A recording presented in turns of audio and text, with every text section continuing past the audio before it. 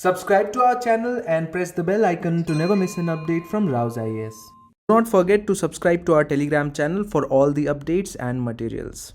Hello and welcome to Daily News Simplified, an answer to what, why and how of newspaper analysis from the perspective of civil services examination. Today we have taken up Delhi edition of The Hindu newspaper dated 25th of January 2022. On behalf of RAU'S IAS Study Circle, I extend to you very warm wishes for Republic Day.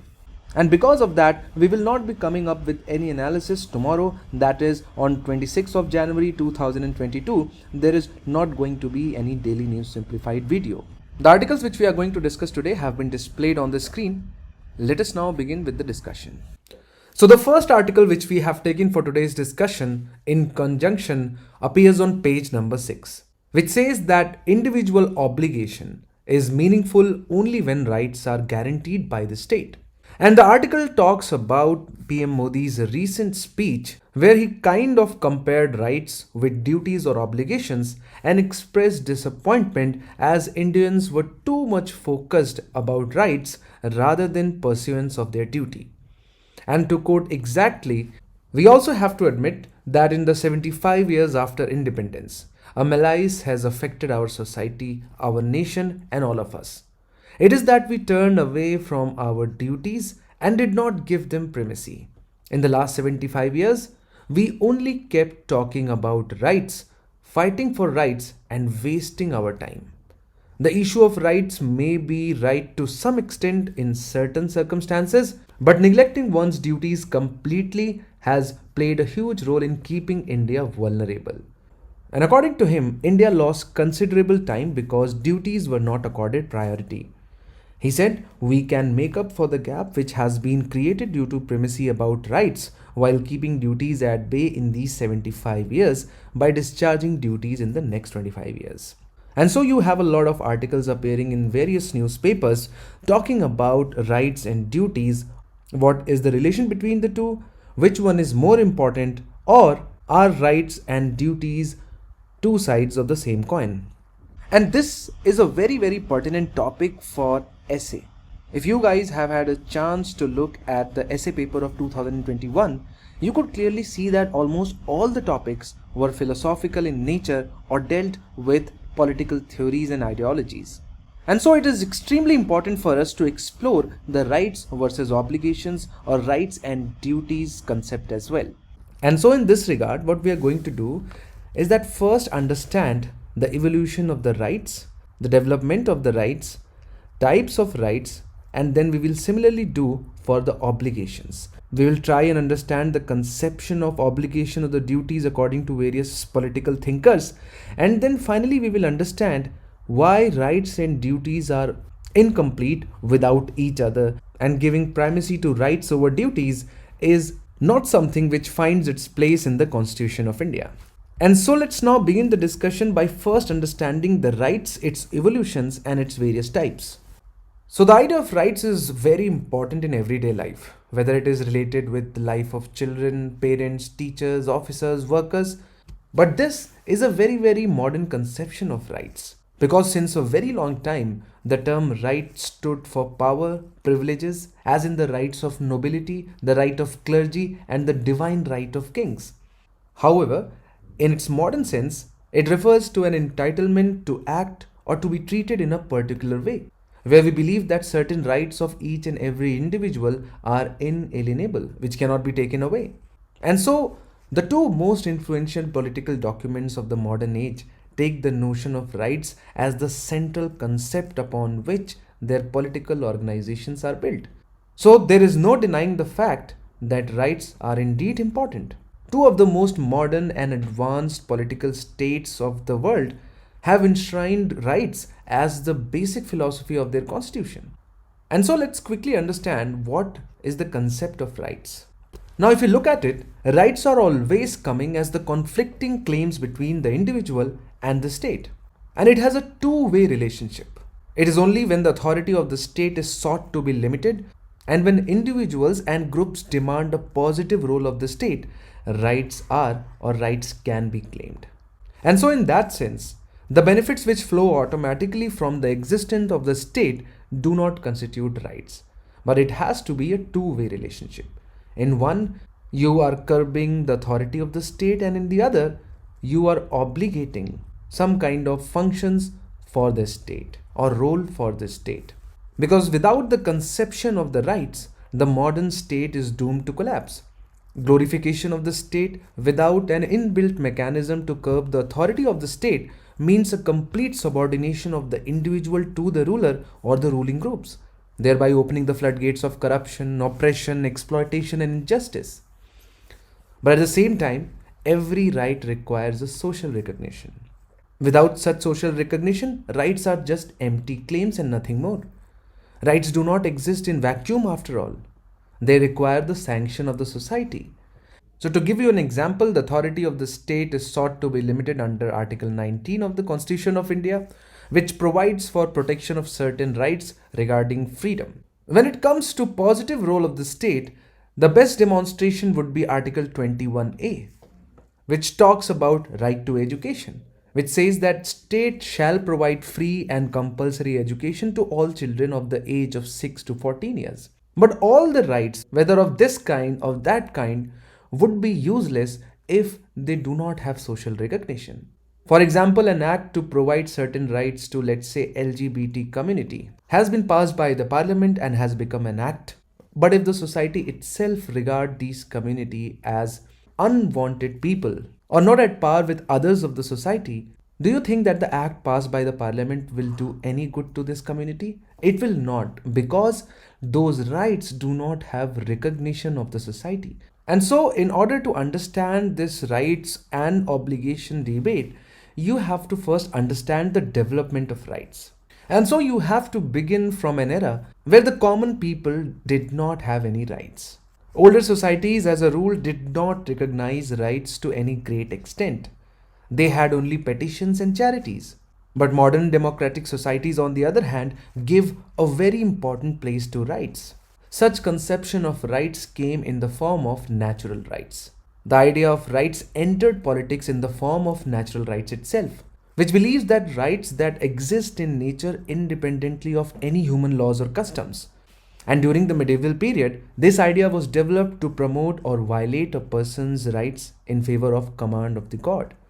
After all, these are those rights that are not dependent on the laws or customs of any particular culture or government, and so they should be universal. But at the same time, in Europe, the era of enlightenment of 16th to 18th century was coming across, when religious authority, hereditary monarchies, and feudal systems were being questioned. At the same time, rights came to be associated with social contract, where the state of nature was predominant condition developed by Hobbes, Locke, and Rousseau, which we are going to discuss in a short while, because of which the natural rights theory also came into question. A lot of political thinkers saw natural rights as undermining the settled tradition on which genuine liberty is based. They believe that rights are a part of a tradition, a custom of a society which take a lot of time to be built upon. And a king or a pope cannot simply disregard this tradition, saying that this is intrinsic to the human values. After all, you do not find the similar kind of rights across the societies. Had it been natural rights, you would have found the same everywhere. And so they said that it is a fiction used to obstruct the social reforms that were needed to promote human happiness. Because once you accord such a status to anything which exists independently of human society and customs, what you basically mean that you cannot change them out of your own will. The human will is inefficient and insufficient to change the natural laws, and hence the kind of reforms which you want to bring about from time to time to your right system, you cannot do that. And that is how came the historical theory of which said that the rights are the product of a long historical process. Rights are crystallization of the customs of a society. And it suggests that state cannot create right at its own will. And since it cannot create right at its own will, it cannot take them away also. The state has only to recognize those rights of men which have already come into vogue through long-standing usage and customs. And so you can understand that with the development of social consciousness, rights are subjected to continuous review and redefinition. And if we talk about the present context, the concept of right has been modified in two important directions. Number one, the advantages of right should not be confined to a tiny class which is placed in a privileged position by any means. And number two, rights should not be confined to delimiting the sphere of activity and authority of the state, but the benefits should reach the bulk of the society. And so, to illustrate this point to you, you should read all the rights enshrined under Part 3 of the Constitution of India.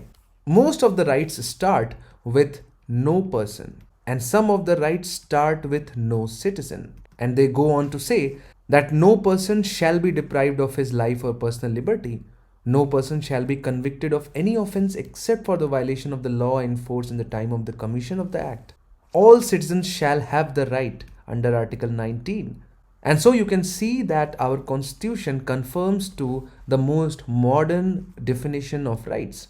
Apart from that, we know that rights in India are not confined to delimiting or limiting the sphere of the activity of the authority of state. It is that, but apart from that, it has made sure that the benefit should reach the bulk of the society by enshrining affirmative actions at various places wherever it was felt necessary. So whenever we talk about the paradigm of rights, what are the different types of rights we can think upon?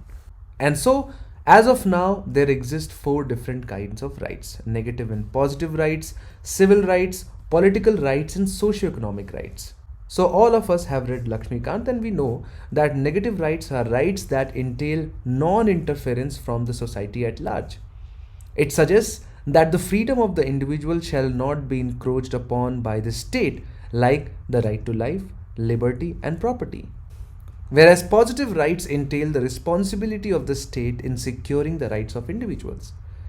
It requires the state to take positive measures for the protection of the rights of the weaker and vulnerable sections of the society. For example, right to health, basic subsistence requires a positive interference to do something. When we talk about civil rights, these are those rights which provide opportunity to each person to live a civilized social life. These fulfill basic needs of human life in a society.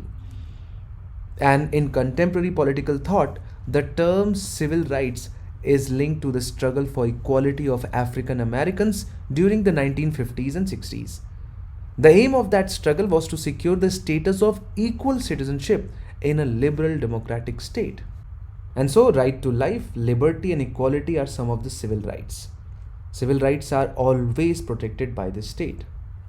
Then we have political rights, which are given to the individual as a part of being the citizen of a country and get a share in the political process. These enable them to take an active role in political process. These rights include right to vote, right to get elected, right to hold public office, and right to criticize and oppose the government. And that is why when you look even at our constitution, these are some of the rights which are limited only to the citizens of the country. And this is the case across all the modern democratic systems. And then finally, you have socio-economic rights, which are rights that are provided in order that people have socio-economic security. These enable citizens to make proper use of their civil and political rights. The basic needs of every person are related to his food, clothing, shelter, medical treatment. Without the fulfillment of these, no person can really enjoy his or her civil or political rights. It is therefore essential that every person must get the right to work, right to adequate wages or minimum wage, right to leisure and rest, right to social security, especially in case of illness, physical disability, and old age. So all those who have gone through part 3 and part 4 of the Constitution, let us know in the comment section which is that part which deals with negative and positive rights and socio and economic rights as far as the Constitution of India is concerned. So this much of discussion is more than sufficient for us to take us forward to understand obligations so that we are able to better appreciate the debate between rights versus duties or rights versus obligations. And unlike rights, where the matter is more or less settled as far as what right mean, here the matter is completely different. Each and every political thought, each and every theory, each and every democratic setup has its own way of interpreting duties and obligations. But if we look at it, it is concerned with the question that how far and when and why an individual is obliged to obey the law and commands of political authority. So if a state expects its citizens to obey the law of their country, the question first and foremost is how far should they obey? And under what conditions should the citizens obey the law of the country? Should the citizens obey the law even when their rights are not being fulfilled? And at the bottom of all these questions lies a basic query: why an individual is obliged to obey the law? Why should we obey the law of the state? And this question is so complex that it is not possible to find a definite answer which could be universally accepted. And it is important to find some kind of satisfactory answer because although the rights and obligations are not the same, they are still connected. Whenever you decide to do what you have right to do, others have an obligation to let you do it. And so that is why now you can understand why rights and obligations are connected with each other. And since there is so much of debate with respect to the obligation of citizens towards their own state, there is no universally accepted definition of the obligation of the citizens towards their state. And it varies which system or which theory a particular state follows. And for that, we are going to take up two theories: contract theory and the Marxist theory. And you will see how drastically the obligation varies when it comes to these theories. Now, this theory regards individuals' consent as the proper source of political obligation. The individual is expected to obey a ruler only with his or her consent. A government can exercise its power only with an explicit or implicit, direct or indirect consent of its own citizens. And there have been many famous thinkers, for example, Hobbes, Locke, and Rousseau, which have conceptualized and contributed to the development of contract theory. And at the base of all of them lies a state of nature. That is a hypothetical stage before the creation of a political authority. The social contract represents the method of arriving at an agreement for setting up the state. It marks the transition from the state of nature to a civilized society. And the terms of the contract define the grounds and limits of political obligation. Starting with Hobbes, he argued that citizens have an absolute obligation to obey the political authority, regardless of how governments may behave. He believed that though citizens are obliged to obey the state itself was not subject to any reciprocal obligations. Whereas his successor, Locke, presents a more balanced view, according to which man surrenders the right to be judge in his own case to the state, which is entrusted with the task of protection of his natural right to life, liberty, and property. And so government is therefore created as a trust which can be dissolved if it fails to perform this function. And finally, Rousseau, who reposed the fact of political obligation in a term created by him known as general will.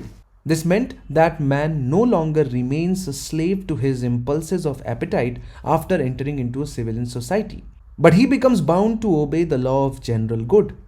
In such circumstances, the citizen should be forced to be free. And so, as a summary, social contract theory justifies the conception that the ruling authority, if he has to be legitimate, must rest ultimately on the consent of the governed. Among all three, Locke creates a limited political obligation, whereas Hobbes and Rousseau postulate unconditional consent and absolute sovereignty. And on the contrary, if you look at the Marxist theory, which is very different from other theories of political obligation, it comes against the concept of political obligation towards the state. Because according to this theory, the state is by no means the organized power of the community. It is rather the organized power of the dominant class which controls the major means of production. As per Marxist view of the society, it is divided on the basis of class of haves and have-nots. Haves always play a dominant role in the society. In such a society, the purpose is not the general welfare, but helping the strongest group to increase their wealth and power by exploiting weak competitors as well as the dependent class. In such a class-divided society, the individual can have no political obligation towards the state. And the state of political obligation arises when the new state, the new within quotes, comes into being after the revolution. And this new state is considered by Marx as a dictatorship of the proletariat. And so I guess now it will be more or less clear to you that on one hand, the conception of right is more or less clear in the modern democratic setup.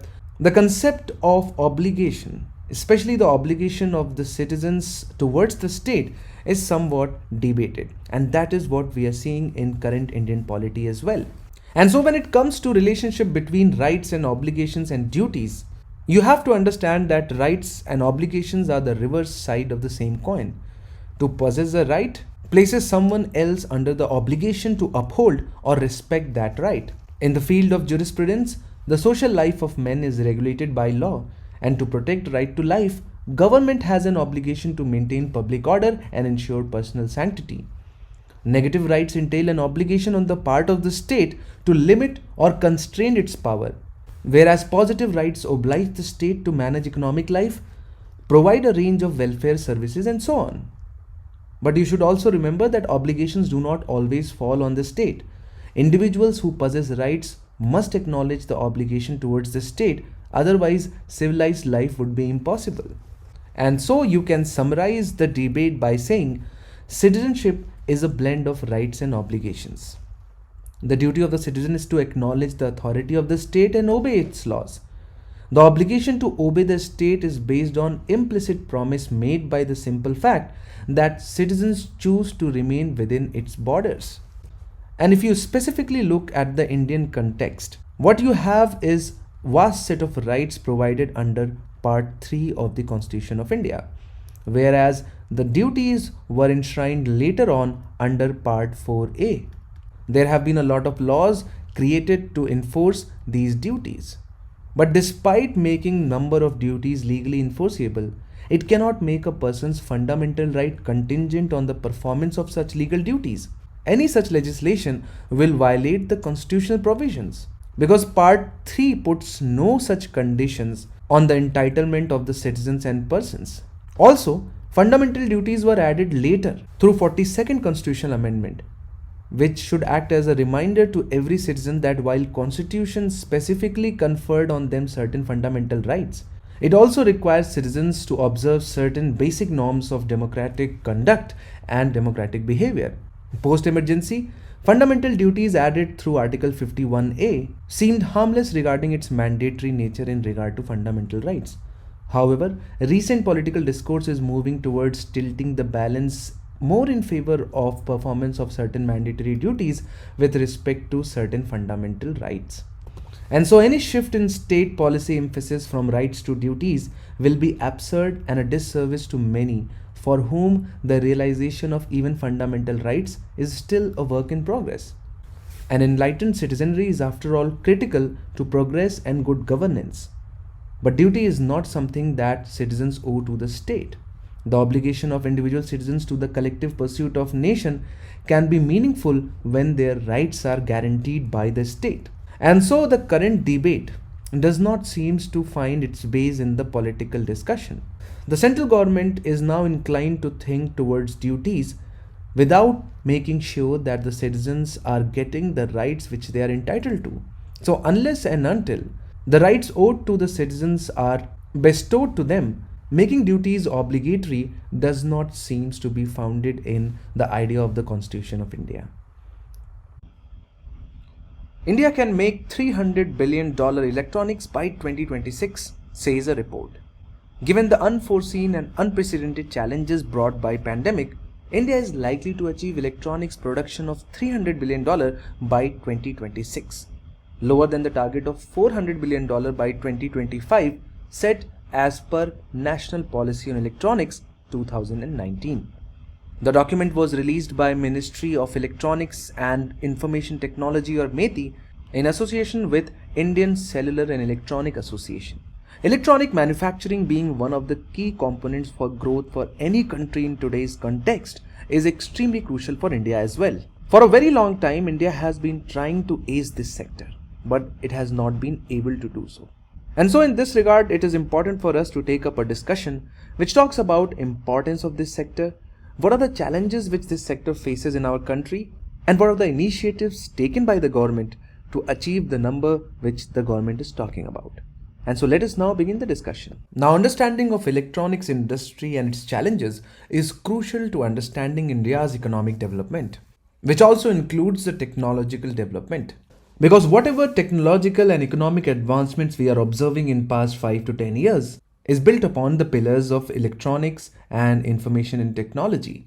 And hence, in this regard, we are going to cover this issue comprehensively, starting with comparison of export profiles of India and China. And here is the export profile of India, which has listed down top 10 export commodities from our country in terms of their dollar valuation and overall share in overall exports. And so at the top you can see mineral fuel including oil, valued at $44 billion. Then comes gems and precious metals, followed by machinery including computers, organic chemicals, vehicles, pharmaceuticals, electrical machinery equipment, iron, steel, clothing accessory, and finally knit clothing accessories. So if you look into India's export profile, you do see computers and other kinds of high-tech items at the top 3, but then that is limited to just $21 billion in a complete year. And if you compare the same item under the China's export list, you can see it sitting right at number 2, machinery including computers at whooping $417 billion per annum. And so there is no need for me to write it down, but I will, that China is equal to 20 times India as far as electronic manufacturing is concerned. Now remember that this is just one of the fields of manufacturing. Similarly, if you consider the category of electrical machinery and equipment, India exports commodity worth of $14.7 billion as compared to Chinese $671 billion. And in this case, I'm not even going to multiply the numbers. And so I guess this comparison is more than enough to communicate the idea how far behind India is as compared to China when it comes to manufacturing and especially electronic manufacturing. Let's now do one more comparison, and as you can see on the screen, there are 2 pie charts. Top products India imported from China, and on the right hand side you have top products India exported to China. And as you can see on the left hand pie chart, the highest chunk is attributed to a product category codenamed as 8517. And if you scroll down, you can see 8517 category belongs to telephone sets, including telephones for cellular network or for other wireless networks. So basically what we import from China, 50% of that is consisted of electronic equipments. Whereas if you have a look at India's exports to China, around 47% forms miscellaneous, which basically means that they cannot be necessarily categorized into one single prominent commodity group. But if you look at the second single largest commodity, it is consisted of cotton yarn, which basically means raw material. So what India is exporting to China is a raw material with least amount of value addition, but in return what India is importing from China or what China is exporting to India is technologically advanced goods with very high level of value addition, which basically goes on to show that a lot of work has to be done in the field of electronic manufacturing in our country. And hence, if we have to answer the question why we need to invest in electronic manufacturing, the first and foremost is the reason of high import bill, which then results into very high trade deficit with China, and we definitely need to fill in that gap. Apart from that, having a very solid base in electronics manufacturing will help us in getting much needed foreign exchange reserves and is going to drastically enhance India's export potential. Apart from that, there are other benefits as well.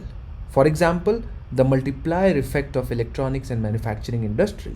Not only electronic manufacturing leads to job creation and massive job creation, but also it is a base, foundation or bedrock for other kinds of manufacturing and services sector. Now think about it. Manufacturing does not always involve mobile manufacturing. It also means chip development. And whatever dreams we might have for fourth industrial revolution, Internet of Things, and various other emerging technologies, all of that will not be possible without a sound indigenous electronic manufacturing base. Apart from that, security concerns related to foreign nature of electronic components cannot be ignored. Because if you're reading the newspaper regularly, you must have read about the apprehensions being expressed with respect to the 5G equipment of Huawei from China. And all of those apprehensions arose because the countries do not have the indigenous in-house manufacturing capability for 5G components. And so I guess these 4 points are enough to substantiate the significance of investment in electronics manufacturing. And so it is important for us to explore the reasons as to why India has not been able to do what China has done so well. And so there are 6 challenges listed out on your screen which are majorly responsible for lack of domestic electronics manufacturing. But at the same time, you should remember that these are the common challenges which plague other kinds of manufacturing as well. And so starting with the major lacuna which Indian economy has is lack of adequate infrastructure. And especially if we compare our infrastructure with that of China, India is dwarfed by the Chinese infrastructure. Be it transport in the form of roadways, railways and waterways, or energy, or development of common facilities to be used by manufacturing firms. Then obviously, the cost of finance to start a new venture is extremely high in India as compared to that of China. And hence it becomes extremely difficult for a new person to become an entrepreneur and start a venture by taking loan from formal banking system. Then our limited capabilities in research and development is not hidden from anyone. And this is particularly problematic and acts as a bottleneck in chip designing, because a lot of innovation goes behind in the development of chips and circuits. But so far the manufacturing sector, especially in case of electronics in India, is focused solely on assembling the units. And so whatever little manufacturing that we do in electronics is basically trying to get components from across the world and integrate them at a single facility, which we label as manufacturing, but in reality it is not. And that is the reason why India is so far behind in the list or the ranking of countries which produce breakthrough or innovative goods and services. Then lack of skills as far as manufacturing is concerned has been a perpetual problem. But it gets amplified when it comes to skills needed for electronics manufacturing. Then we also know that manufacturing of electronic component is a kind of power guzzler. It requires massive amount of power. Lack of reliable supply of power is another challenge because of which this industry sees a stunted growth. And finally, since the electronic manufacturing is an emerging field in our country, it is still at a very nascent stage. The supply chain and logistics, specializing in handling and management of electronic component, is not developed in our country, is still missing in our country. And so all these factors in combination have acted to keep India very low in overall production of electronics manufacturing and components, which has required the government to take a lot of steps. And government has indeed taken a lot of steps. First and foremost, electronic manufacturing has been categorized as one of the priority sectors under Make in India scheme. Then Government of India came up with National Policy on Electronics in 2019 with the aim to position India as the prime leaders as far as electronic system and design is concerned. Then there is this Modified Special Incentive Scheme or MSIPS, which provides a capital subsidy of around 20% in special economic zones, especially for units engaged in electronic manufacturing. Then government came up with the idea of setting up electronic manufacturing clusters. And the focus of this scheme would be on developing basic infrastructure and amenities and other common facilities for electronic sector. And so the idea is to provide and upgrade the basic common infrastructure in the areas where there are a lot of electronic manufacturing units. Because all these manufacturing units require a lot of facilities. And if they start investing individually on each one of them, it is not going to be cost effective. And so the idea is to provide certain common facilities which is of use for everyone, which can be booked by each one of them depending upon the availability of these facilities. And if you have heard about mega food parks, the concept is quite similar to that. Once you develop a common facility in an area where there are a lot of agro-processing industries, and this is done in such a way so that there is a system through which these facilities are available to each one of them in a transparent manner. So a system like this obviates the need for investment by each one of them in facilities which are common to everyone. And finally, government came up with Electronic Development Fund, which is basically a fund of funds, which will invest in daughter funds which themselves invest in companies involved in electronic manufacturing.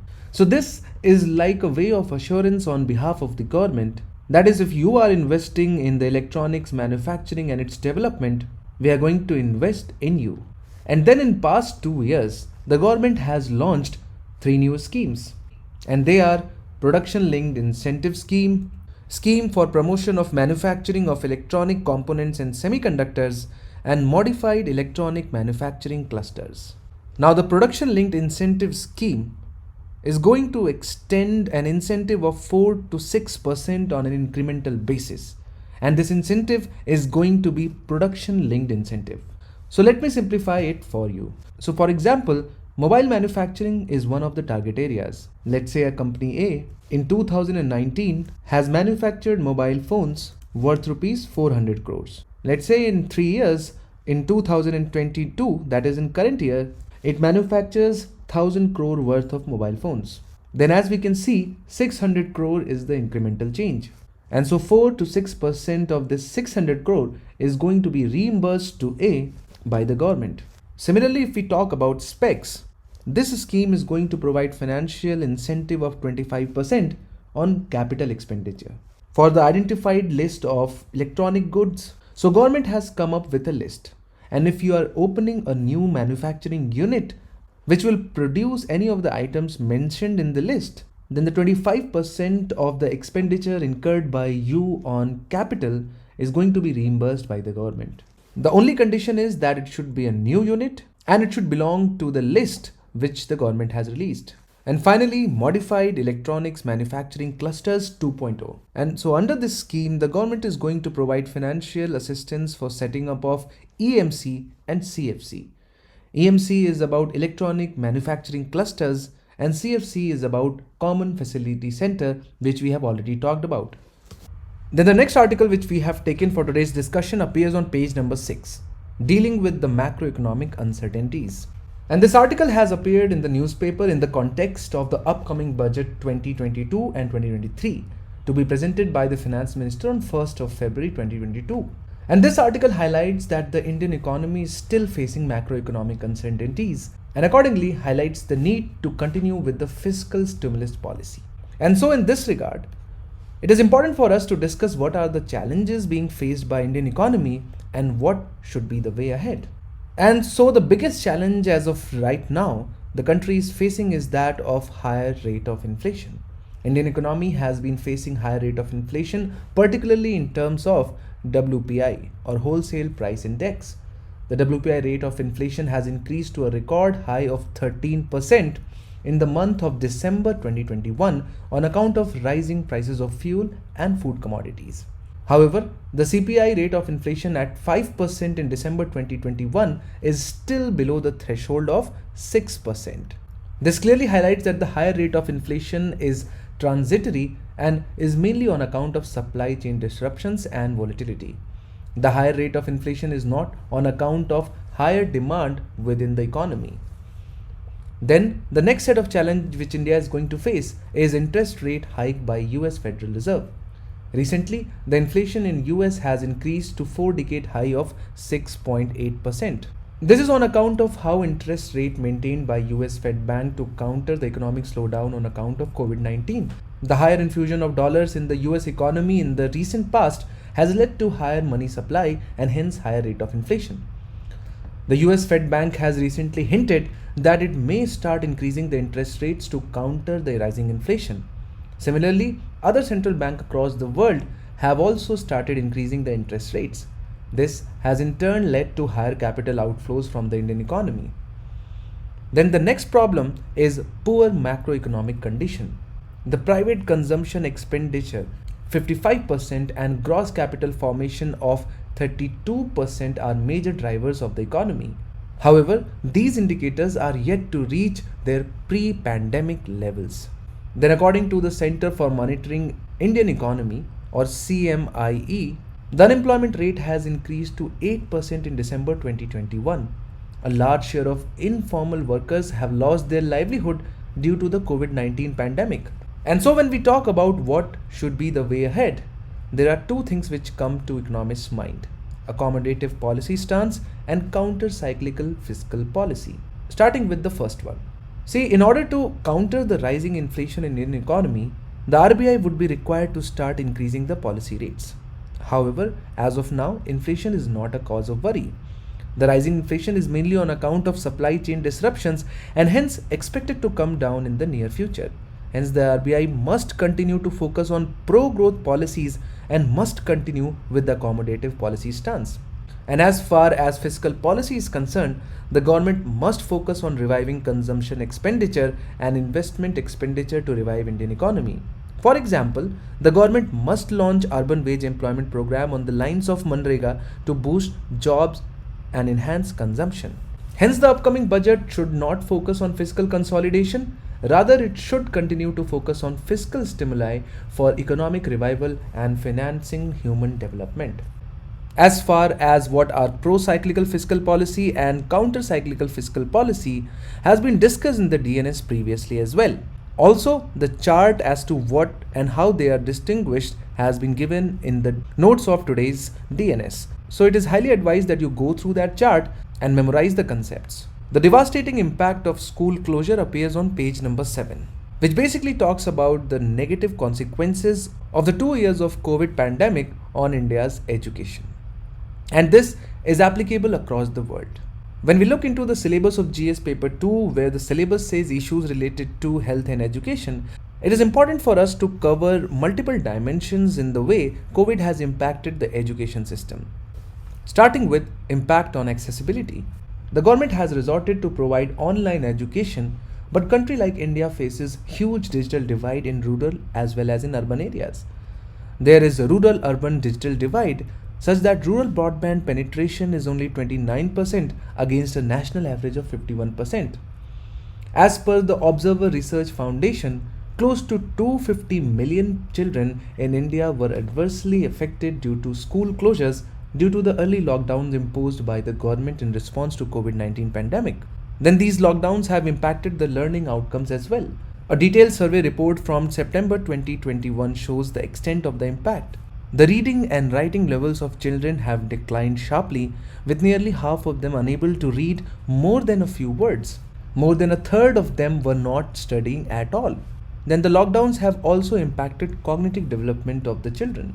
Many experts believe that online education is a poor replacement of physical classes and that children, especially in primary and pre-primary classes, can learn as well as socially and emotionally develop only through human interaction with teachers and peers, which has been an impossible thing to do in past 2 years given the closure of the schools following the lockdowns. Then it has also impacted the health of children. UK has reported alarming increase in mental health issues among the kids. Likewise, the American Academy of Pediatrics called the mental health crisis among the children a national emergency. If you look into India, aside from mental health issues, there have been other severe consequences of school closure. For example, malnutrition. Since children are not going to government schools, they are not taking the advantage provided by midday meal schemes, and hence the malnutrition which already plagues our society is either going to remain the same or might increase as well. Then there is an ethical dimension to this as well. Violation of children's right of getting free and compulsory education under Article 21 and jabbing children for benefit of adults, as the argument was given that schools can act as super spreaders.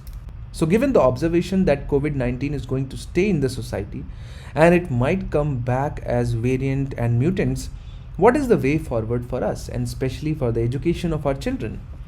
And so, ensuring availability and access to digital infrastructure, including the internet, laptops and phones, especially in rural areas, is the first thing which government should ensure. Then, as soon as possible, the government should take steps in resuming in-person education with adequate safety precautions in place. Then government should also formalize a country-wide procedure for grading system and the logistics of conducting examinations for the students finishing their primary education. In this regard, there are learning from states as well. For example, Delhi and Andhra Pradesh are implementing initiatives such as child care institutions for kids who are in distress and need immediate attention. At the same time, we can take the help of civil society, where a unique private sector initiative complemented with state government and the support of state government can aim to improve literacy rate among school children and adults, primarily through training teachers, supporting technology and infrastructure development, and promoting the benefits of reading to all. So this is it as far as today's newspaper analysis is concerned. Let's now have a look at question of the day.